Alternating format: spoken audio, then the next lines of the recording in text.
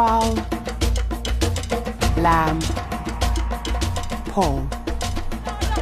Three of a generation known as the Lost Boys of Sudan.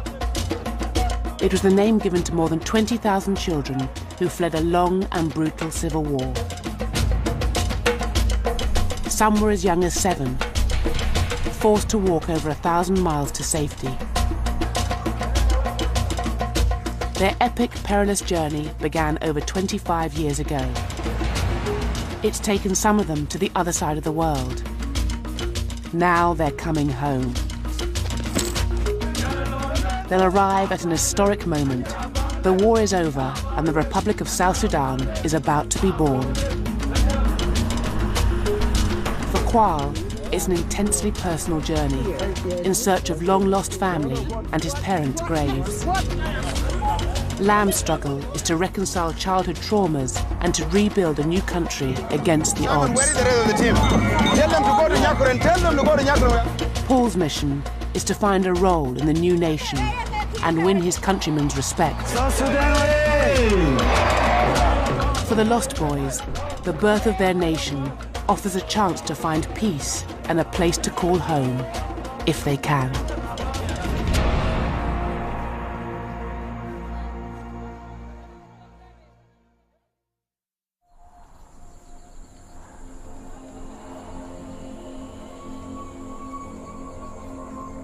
Civil war in Sudan began between the Muslim North and mainly Christian South in the early 1980s. In November 1987, the fighting reached Kualawan's village. Arab raiding parties began burning homes, stealing cattle, and slaughtering all in their path. He was then 8 years old, tending his family's herd. Coming back home with the cows, we hear the sound of the gun coming out of the village. The sound intensified, so we dropped the cows and then we start running. Qual joined hundreds of other children in a remarkable exodus towards Ethiopia and, they thought, safety. Well, it's about 1,000 miles from here. And the walk was difficult because, number one, we didn't know where we were going. Number two, there was no food, there was no water. Hyena can be around close here, lions. So a lot of people get killed and eaten by the animal. And being a young kid, it was not that good. I thought it would be like overnight thing and then we come back. But the day kind of grow, like some of the kids kind of lost hope. But I was one of those people who think there will be a day that we can go back home.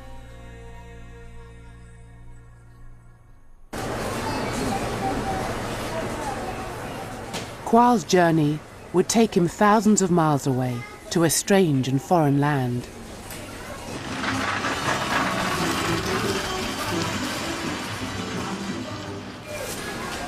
After more than 10 years living in squalid refugee camps, Qual and nearly 4,000 Lost Boys were offered a new home in the United States.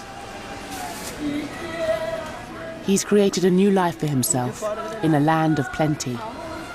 Now the 32-year-old has a young family of his own. He's a university graduate in psychology and is studying for an MA.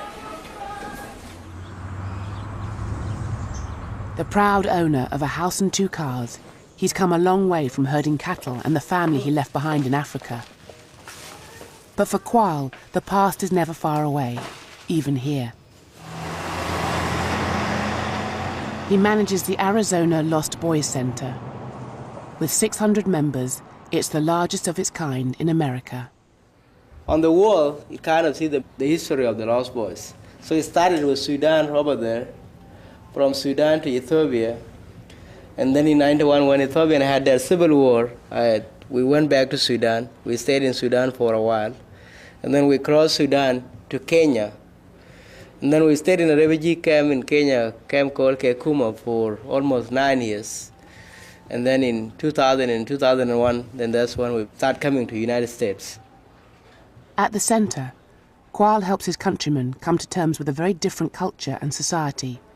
For many, it has been far from easy. So here we call it Wall of Fame, but what it is actually is where the life history is being displayed. People write their life story, and that's a way of recovering and getting over what happened to them. Because it's part of the Lost Boys struggle today is 10 years ago, you were running away from the guns. Now you are in America and you try to regroup and make your life better, but you are leaving the past. Some lost boys were so young when they first fled, they didn't know which village they came from, or even their parents' names. Recently uncovered documents have helped to piece together their histories. Last year, interviews and photographs taken in the 1980s were found and made available online. Among them were Qual's. So the first thing when I look at it, I saw my picture there and I wouldn't even believe it was me.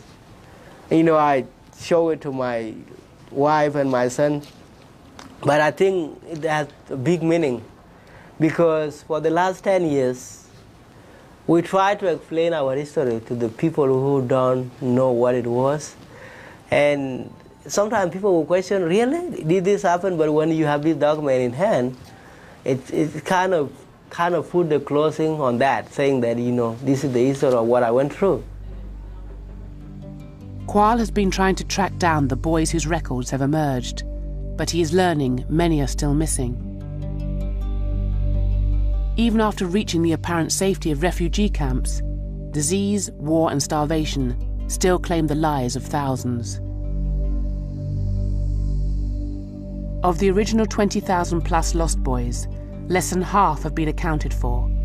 The rest are presumed dead.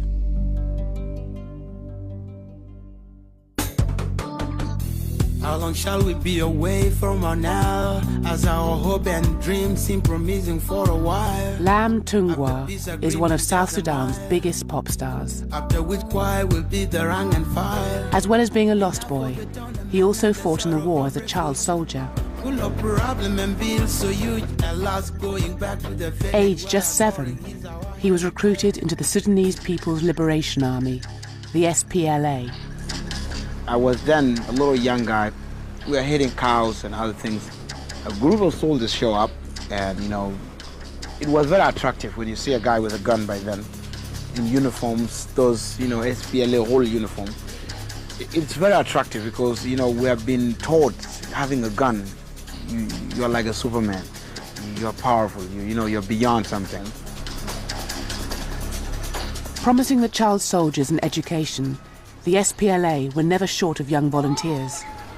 So when these guys arrive, they actually tell the kids that who want to go to school, and then a number raise their hand up. Who want to be pilots, we're here. Who want to be doctors, we're here. Who want to be soldiers, we're here. Okay, fine. Now you can come with us. We are going somewhere very far, and you're going to have all the education you want. And I joined the group, and we started marching. Thousands of children were recruited by both sides into a war few of them understood. A fundamentalist Muslim government was intent on extending its power over the largely Christian territories of the south, threatening to impose Sharia law. But war was also the premise for a land grab of southern territories rich in minerals and oil. I didn't know why I was fighting. And I used to ask myself, why are we in this situation? But nobody could answer me. Neither of the children or the boys who are with me, they couldn't give me an answer.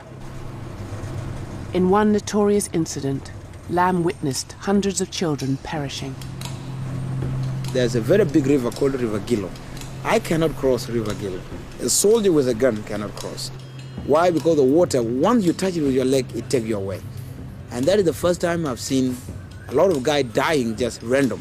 Because there's a lot of shooting around, the guys are running, people jump into the river. Some are jumping on the body of others to swim them on the other side. They die, both of them. Close friend that I know, when you lose them, you don't see them again. So I really miss totally my childhood. I learned different lessons. A lesson of war, a lesson of death, a lesson of killing people.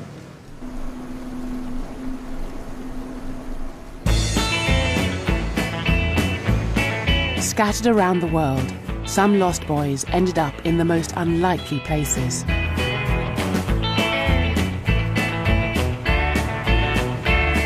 About 150 live in the home of country music, among them Paul Manioc. How y'all doing? With his trademark suit and tie, he's worked hard to reinvent himself. But Paul is still haunted by the memories of when his village was attacked.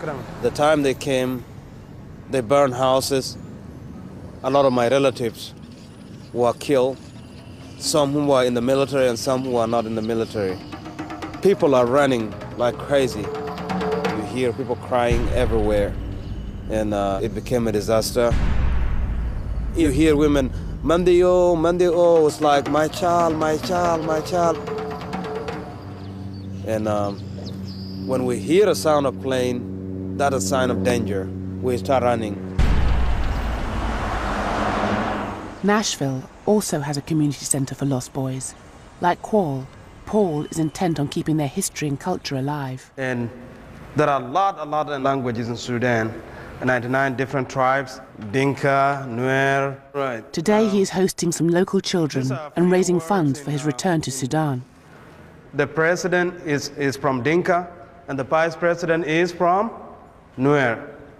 This is hello in Dinka. With a college education to pay for and a family to support, Paul is not yet certain he can afford the journey back to Sudan in time for independence. You have just learned Mala, right? Awesome. In the hospital, I do transportation. I transport patients, from one location to another for testing, MRI, CAT scan. Cows are very special in Sudan.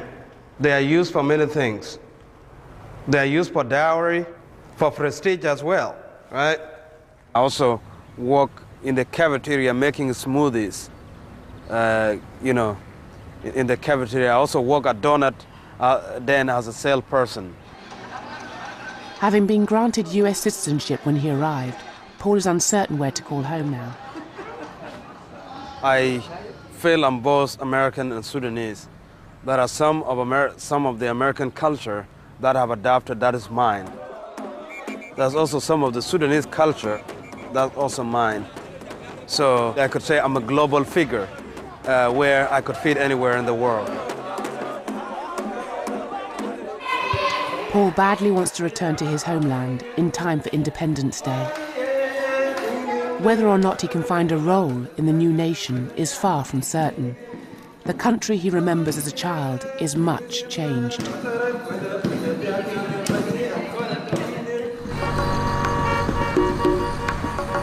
Makita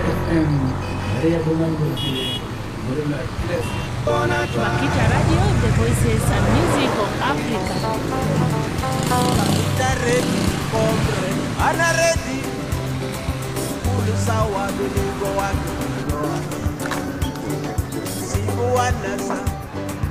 July 9th, 2011 is Independence Day, when the eyes of the world will be on the capital of the new nation. This is where every southern Sudanese wants to be.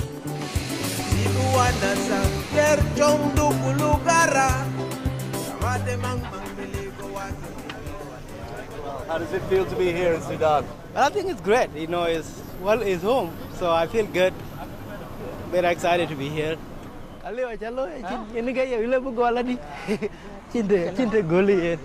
Welcome. Qual's older brother, Atem, is a colonel in the SPLA, a veteran of over 20 years of war. He didn't have a choice of leaving Sudan and spent his formative years on the front line. How are you? Welcome to hot place. Aldona is hotter than this.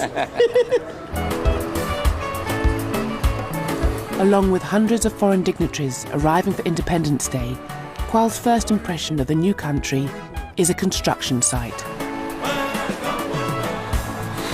The new arrivals hall is due to be complete by July 9th, less than a fortnight away. Since the end of the war in 2005, international aid has flooded into Juba. The authorities claim this is currently the fastest growing city in the world. Qual has heard many reports of a boom time, but he can see the city still needs time before it fully functions. Well, they just started, so we don't expect them to be like UK or New York or Phoenix or wherever that.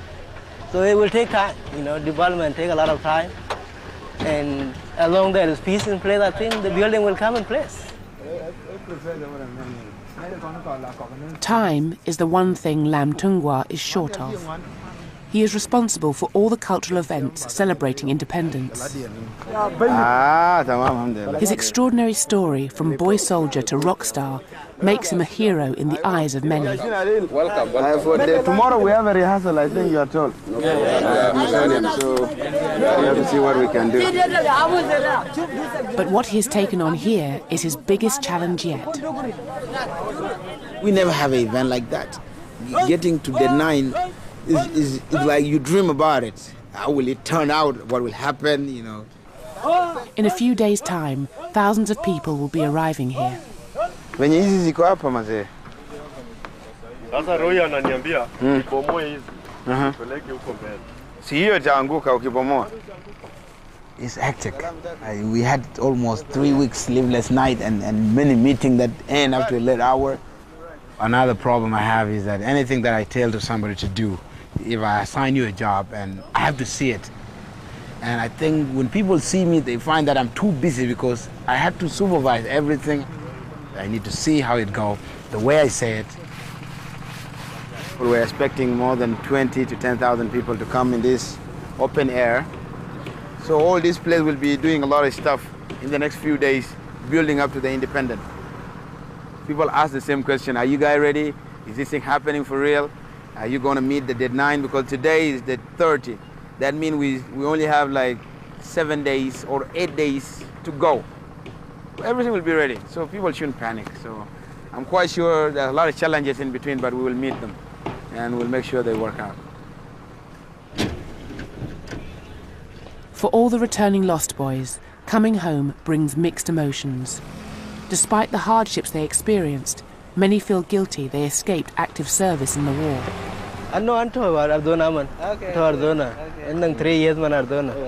For Qual, veteran soldiers like his brother won a nation's freedom the hard way.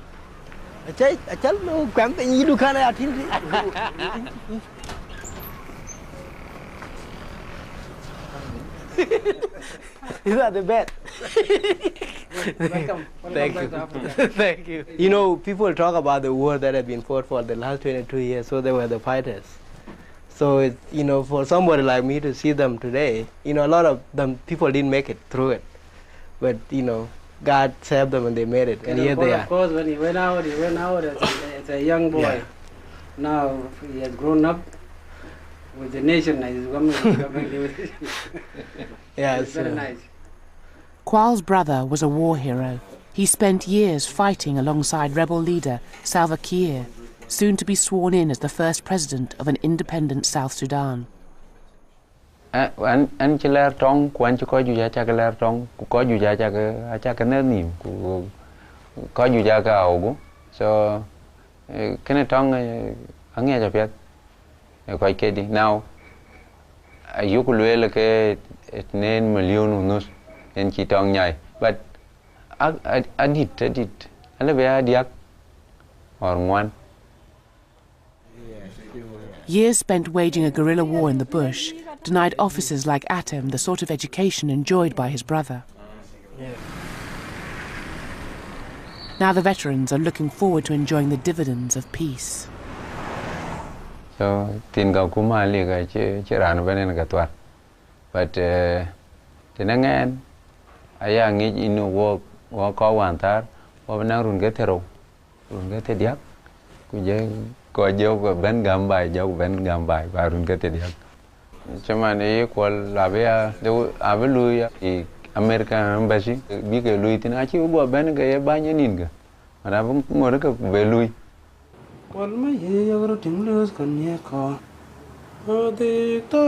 Paul is so desperate to return in time for Independence Day, he's decided to buy a ticket to Sudan on his credit card. The donut and smoothie salesman is returning with a mission.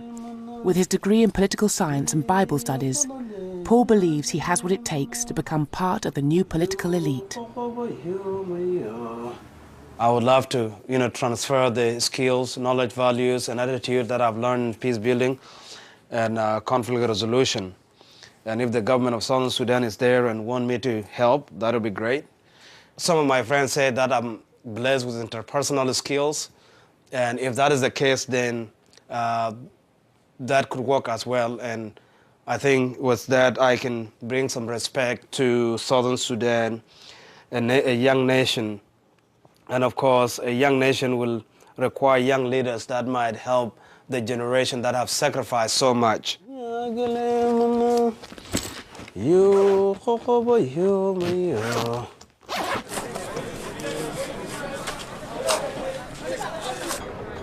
The new parade ground, the centrepiece for Independence Day, is a long way from being completed. With just 8 days to go, the former guerrilla fighters of the SPLA are rehearsing. With little experience of ceremonial parades, they've enrolled officers of the Kenyan army to lick them into shape.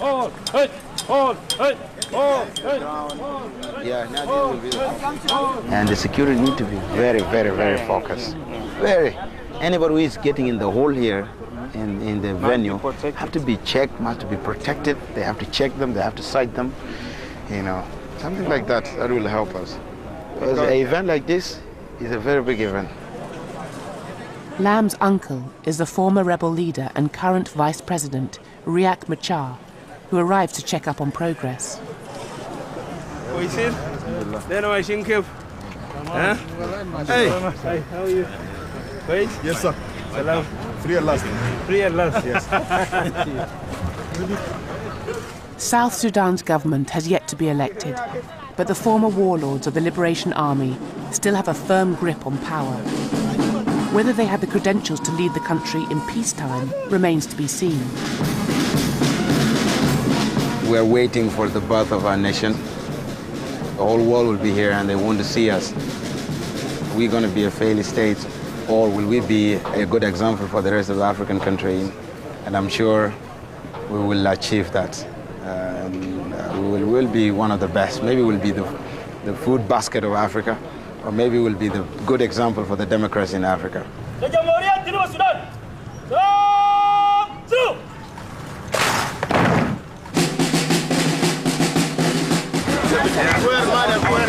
Are you ready? Oh yes. Physically, mentally ready. Despite widespread optimism, lasting peace is far from guaranteed here. The threat from the north is clear and present. With days to go before the south becomes independent, reports are coming into Juba that just 400 miles north, fighting has broken out for control of contested border areas and oil fields. It's in direct contravention of the 2005 peace agreement, when both sides agreed to demobilize 90,000 soldiers, over half of South Sudan's army. But neither regime has met these promises. With 160,000 soldiers still on the government's payroll, this is a country more prepared for war than peace.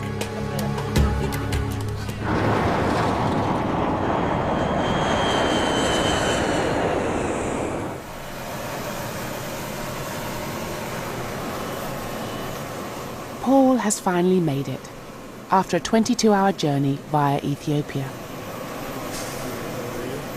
In his mission to find a role in the new government, he's brought with him a secret weapon, a gift for the president. How does it feel to be home, Paul? Very happy, very excited, glad to be home. But his trip gets off to a bad start. I lost my bags. They are in the transit, probably in Addis Ababa. Everything is there.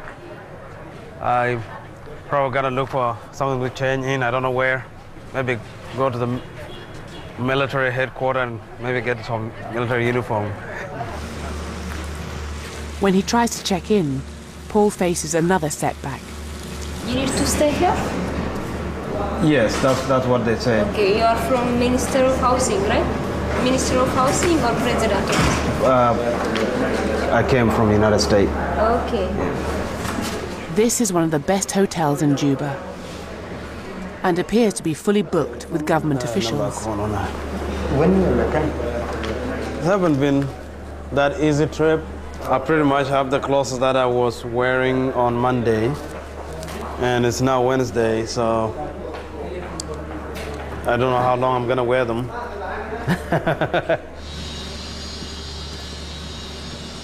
It takes him an hour, but finally the hospital porter from Nashville is found a room. Very nice. And a superior one at that. It's special for VIPs, like forum. Really? Yes. Message for the celebration of South Sudan's independence 2011. July the 9th, 2011 marks the end of marginalization and oppression and is the beginning of true justice, liberty, peace and prosperity for all the people of South Sudan.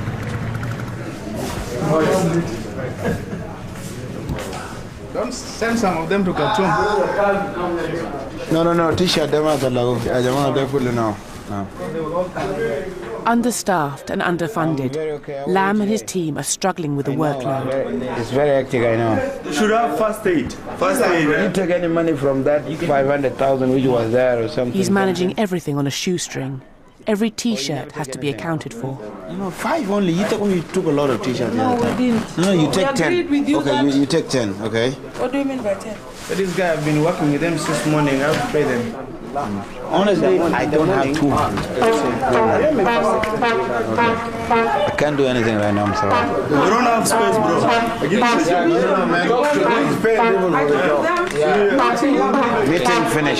Meeting finish.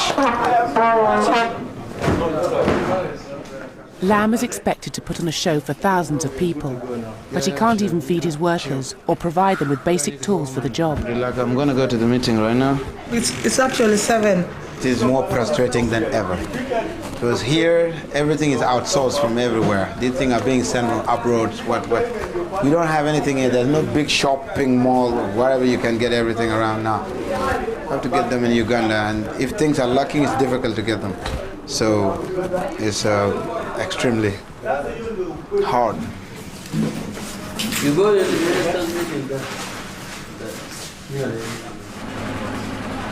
Kwal too is finding it difficult to source supplies. He's getting ready to make the 10-hour journey back to his village. Because tomorrow, when I arrive home, there will be a lot of people that will come home to come and greet me. So I want to help my family to also, so that they can be able to entertain others that will come and be part of the event. So that's why I'm shopping. It's a long way from the shopping malls of Phoenix. The irony is that even in Juba's markets, Kwal has to buy food apparently from the United States. So Chwal become 135. I think let's take 4. 4. Iran. One of the key problems faced by South Sudan is the country's dependence on food aid. Despite having substantial natural resources, aid organisations fed about half the population last year, or some 4 million people. Let's join, we celebrate independence. Let's join, we celebrate independence. Let's join, we celebrate independence. Let's join, we celebrate independence. Let's join, we celebrate independence. Let's join, we celebrate independence.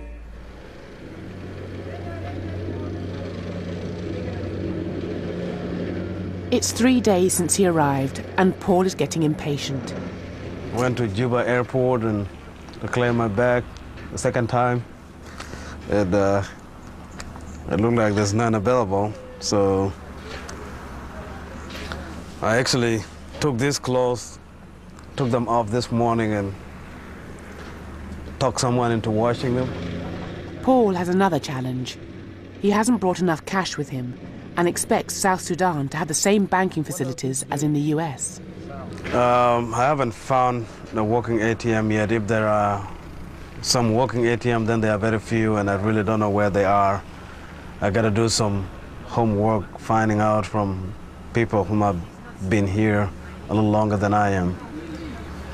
So yes, it's going to be a little interesting, and yeah.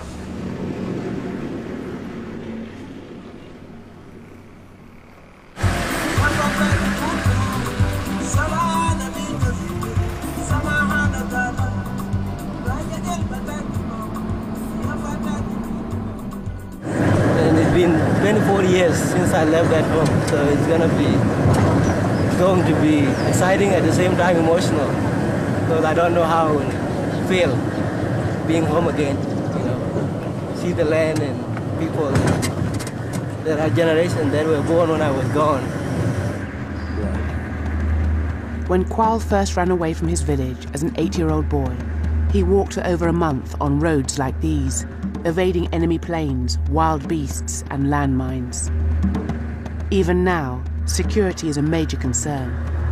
In a country the size of France, there are only about 40 miles of tarmac roads. Bandits set up roadblocks to rob people. An armed escort is essential. For the safety, we have to have a gun. So James is carrying a gun to guide as a security. At the same time, James is my cousin. He's now in the police here. Outside Juba, the contrasts become apparent very soon. 90% of the population is illiterate. And a 15-year-old girl here has more chance of dying in childbirth than completing school. Tribes like these were decimated during the war with the North, but now the main threat to their security is intertribal conflict. This could prove to be the greatest danger to South Sudan's future. An hour later, just how volatile the situation is becomes clear. You know, it's a small tribal fight down there. So clan fight. You see people with a stick?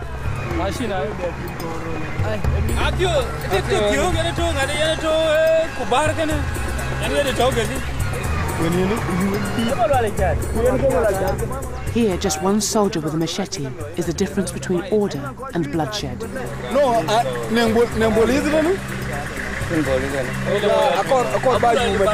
As more armed men arrive, Kwal and his cousins decide to move on quickly.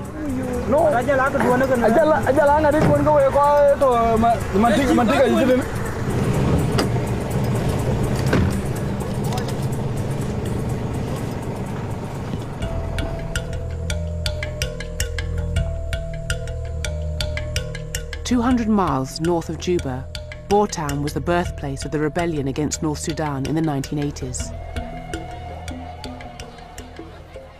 It is now home to lost boy Manyang Jok.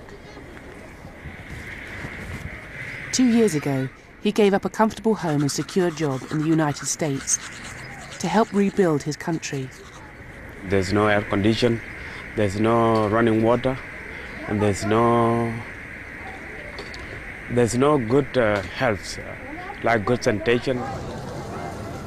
Manyang has first-hand knowledge of Sudan's tribal conflicts. He monitors the daily incidents of violence in the country's largest state, Jonglei. With a ship's container for an office, his job is to count the bodies. Some days can be 100, other day can be 50. Find bodies laying or littering on the street, not buried, naked bodies of either attackers or those who are attacked. It's very, very bad to see. And cattle wrestling, it can be 200 to 500 cows wrestled in one day.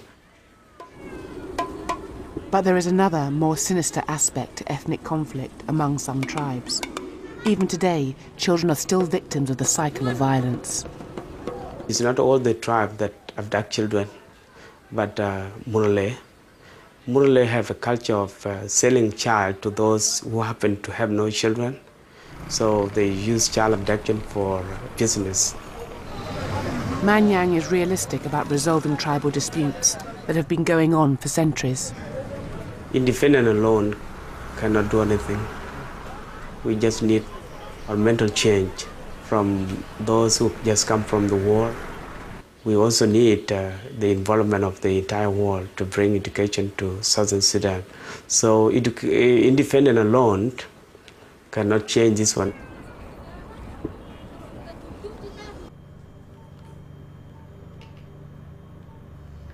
Okay, I would like to call Ambassador Charles. Paul's luggage has finally arrived, but his dream of becoming one of the country's new power brokers isn't quite coming together. Hello? Hello, Governor. Yeah, this is Paul Matar-Manyok. My strategy is to talk with the recruiters. And if they think that I'm the right person for the job, then I'll be there for the Republic of South Sudan to help. It's busy. Making the right connection in Juba can be tricky. If I get the job in Washington, D.C. or somewhere in London, that would be great. And I could call myself a quick learner. I can take to the job like dug into water. All right.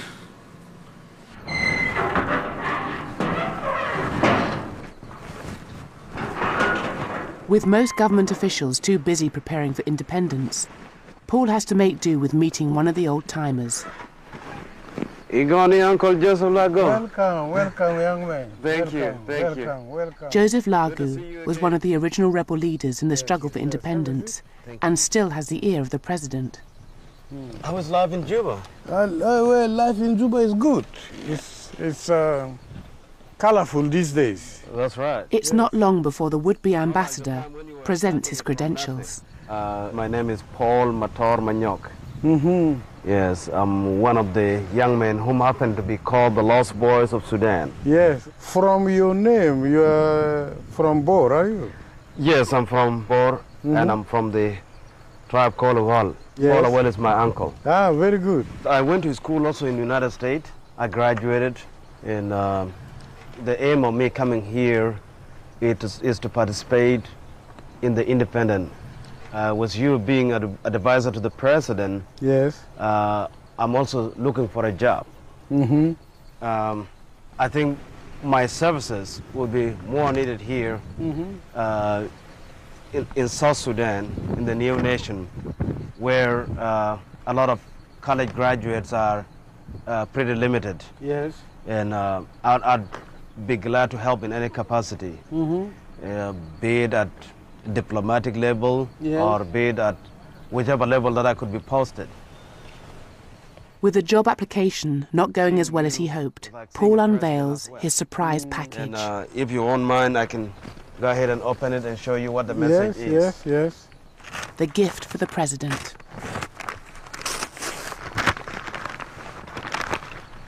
Here's the message. It says the message that it was put together by artist named John Kwal Makwach. And a man is there, cows in place. This picture was drawn from memory. There's a sign of peace there. Yes. Ah, very good. And he said, we have not forgotten our beautiful motherland. Yes. This July 9th celebration for the independence of South Sudan is an endless sweet fruits for our generations and generations to come. The death of our beloved millions of heroes and heroines during the civil wars in the Sudan, led by Dr. John Garang Mabior, is now justified by achieving this independence and freedom for all the South Sudanese people. This one, they are going that way and they are coming back this way. Yes, right? No problem. So even if the civilian wants to march, they can go behind the fire brigade. No problem with that one. Okay, fine. We have got no problem. Malwal, tell them to go. It's the final rehearsal for Independence Day, and Lam is having difficulty integrating his cultural performers into a military parade. Go, dance. Go that way. Lam is at a disadvantage. with few resources being allocated for his work. Simon, where is the rest of the team? Tell them to go to Nyakuren. Tell them to go to Nyakuren. We're having the marching. Unlike his countrymen in uniform. Spending on the armed forces accounts for 3 times the amount spent on health and education combined. A generation has grown up relying on the military for everything. But there are a few who are working to break this habit.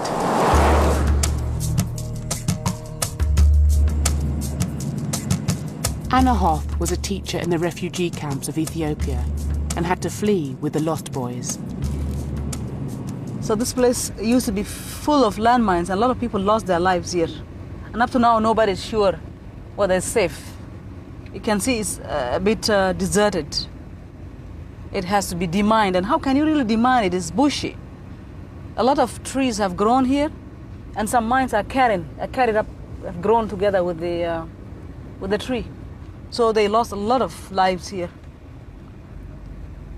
It's sad. Anna's job is to turn Sudan's soldiers into useful citizens. She runs programs across the country encouraging former combatants to surrender their arms and retrain.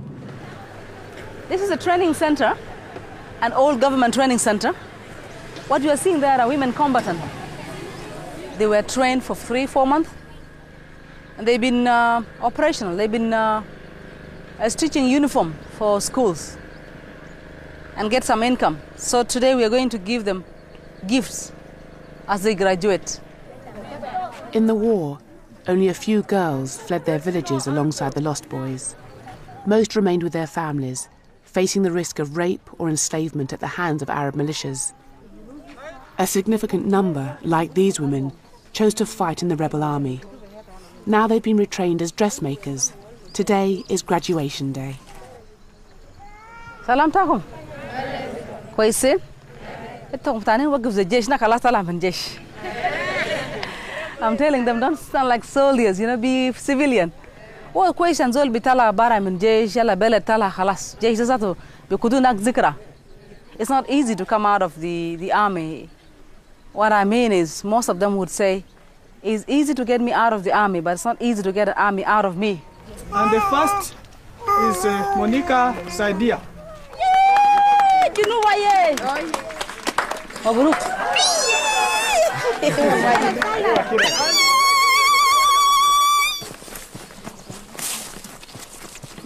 The most important part of Anna's program is persuading soldiers to become farmers. Something about this young generation who only know how to carry gun. They went through a trauma deeper than what you can imagine. They need to be handled with care. If we don't reintegrate them successfully, we'll have the challenge. South Sudan has the climate and soil to become Africa's breadbasket, but only 4% of all arable land is cultivated here. Carrots, cabbages, what are those? Cabbages? Our grandfathers for 1,000 years have been surviving on farming, and then we got disconnected somehow during the war, relying on relief food. We have to go back to farming and connecting back to normal life, getting independent by ourselves. And that's the only way to fight poverty. From army of war to an army of development.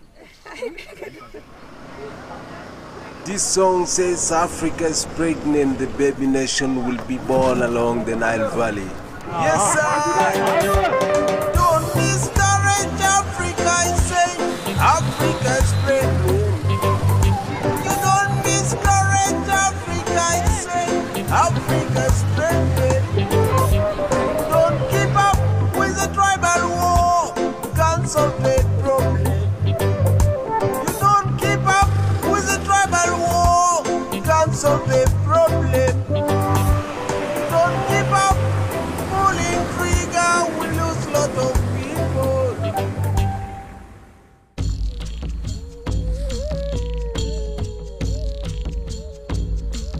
After 24 long years, Kwa Lawan is almost home.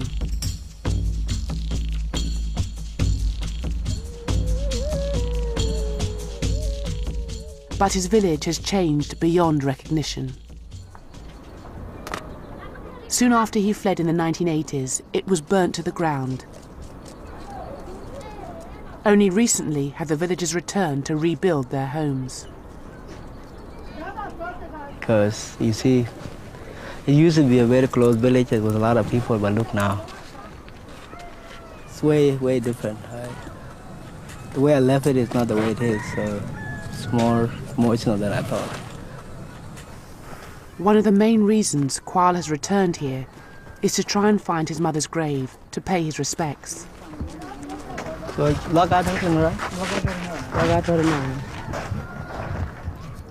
he doesn't know how many other relatives survived, or if he'll recognize them. Word soon gets round, there's a stranger in the village.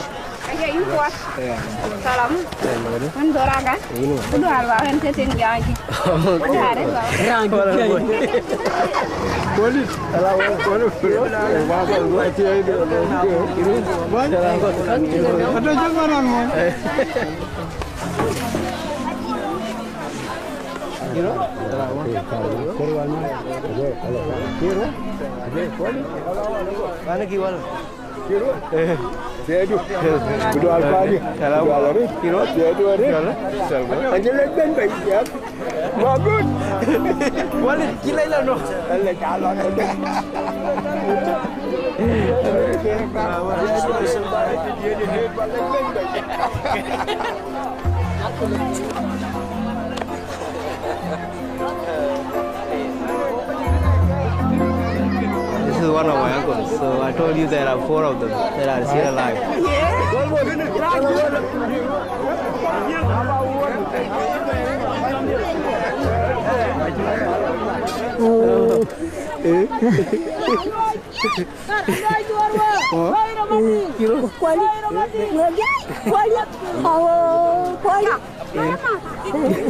She's my older uncle, wife. And, you know, and she was very close to my dad. So her house used to be here and our house used to be there. 27 years. It's been a long time. So it's a blessing to have, she's still alive. This thing made me very happy.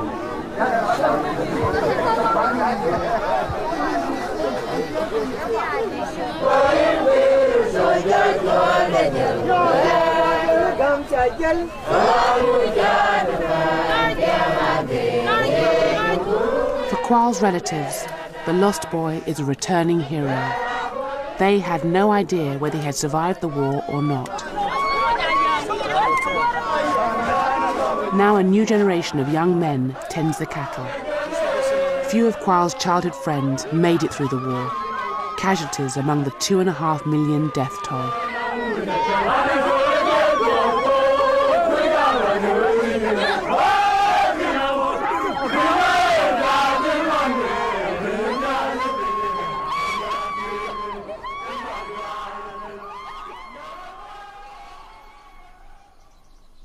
Hello, Leng. Hi, where are you? It's the eve of independence, and Lam is staging a warm-up event, a parade around Juba. Who is leading us? Did you tell them? No, I told them the border, the one leading. But it's behind schedule. The temperature is over 100 degrees and rising. Let's go, guys! Guys, we are going. We are going. Slow down. Don't go too fast. I never believed it would be the way it is today. It took a lot of sleepless night for us, but now these are our days.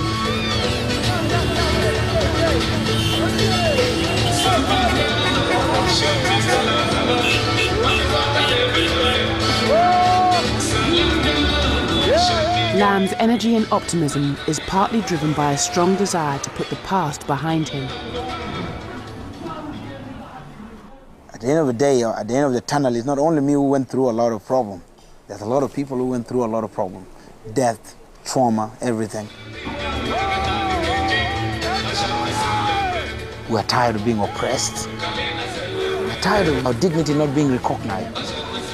We still have a lot to do ahead to, show our joy to the world. We need to move on our own.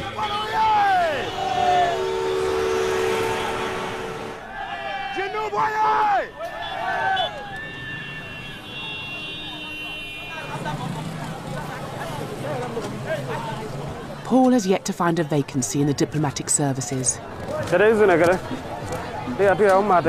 Time and money are running short. He too has family reunions to arrange, but he can't afford to travel outside the city. He's just got word that his aunt and brother are coming to Juba. It'll be the first time he's seen them since childhood.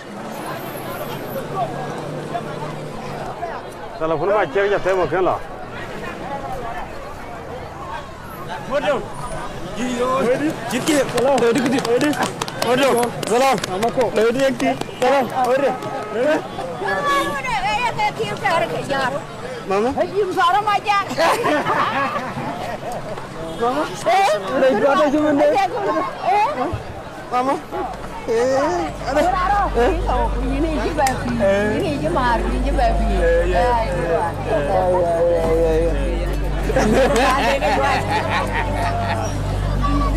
It's been 20 years since Paul had any contact with his extended family. They have much to catch up on.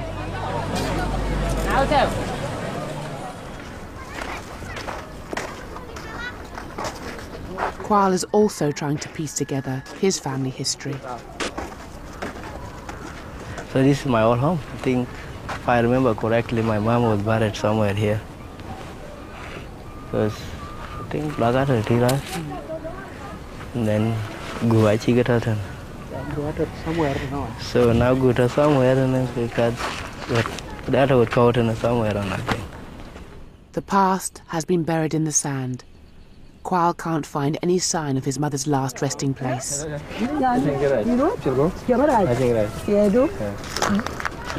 It's long and it's really hard to kind of conceive how.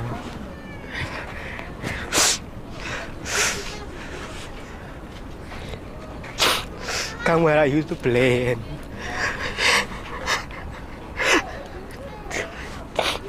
where I used to play and see my family, but now nobody is here.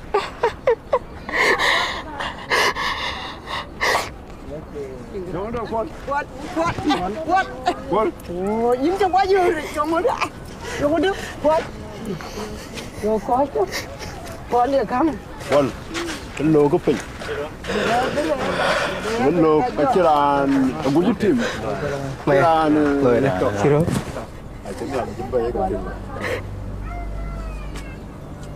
Chỉ là cháu là cháu Vân, có chị cháu coi phần nằm đún với cái chừng cái phần cái chừng nữa con rồi. Palgachi.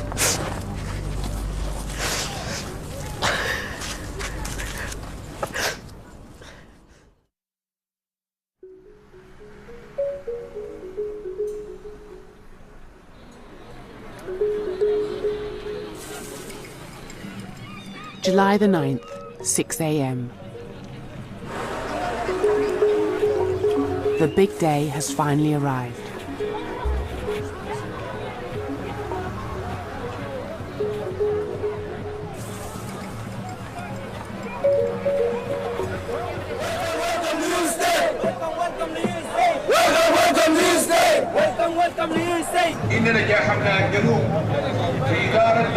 For Paul, it's an occasion full of possibilities. He's managed to swing a guest pass and can network with the great and the good. Although the crowd doesn't recognize him, he enters like a seasoned diplomat. South Sudan, hoye! South Sudan, hoye! Very happy that I'm in a free nation. This will be the young baby that have just been born, number 193 in the world. It's a very exciting moment. My people are happy, and I'm happy with them. And also meeting my relatives, meeting my aunt, seeing her for the first time since 1987. It's a great day, and I'm very, very happy. Never, never, never, never.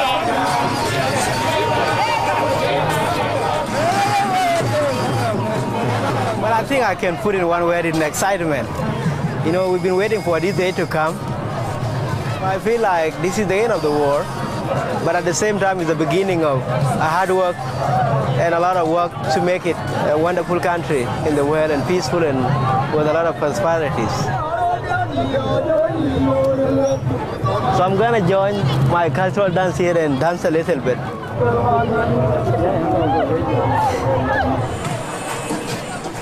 4 hours late, the formalities begin. Hundreds of foreign dignitaries have arrived from around the world. Australia! Oceania! Independence here is a triumph for them too. The international community has bankrolled the process of peace building. But unless the South Sudanese can break their habit of dependency on foreign aid, the world's newest state may well become a failed state.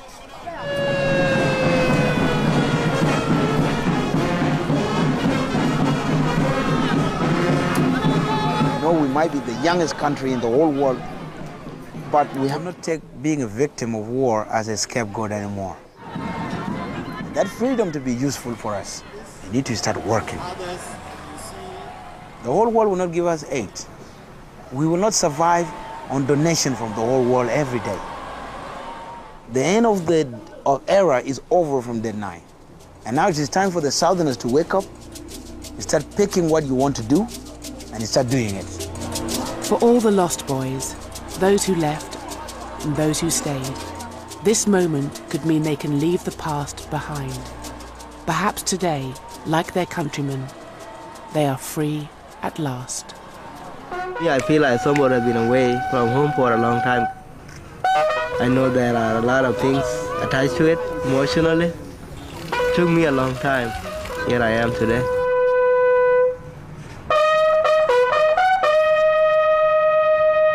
The raising of the flag of South Sudan.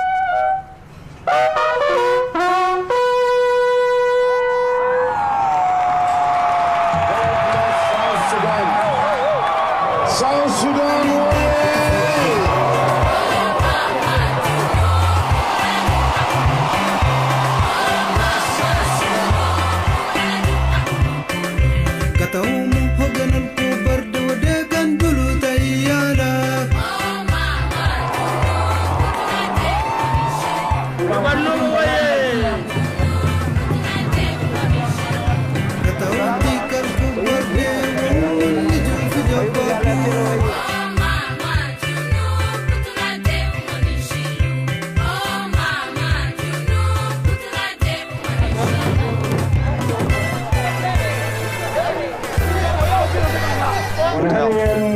Okay. Naim.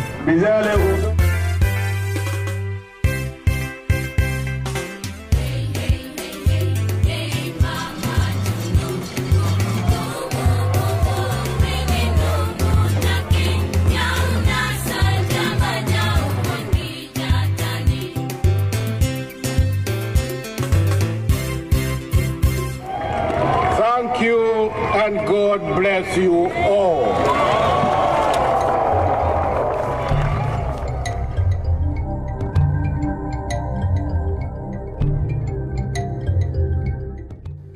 And we're back in Africa for Jonathan Dimbleby's African Journey. That's here on BBC HT at 11 on Wednesday. Next this evening, though, we're into the kitchen with Raymond Blanc.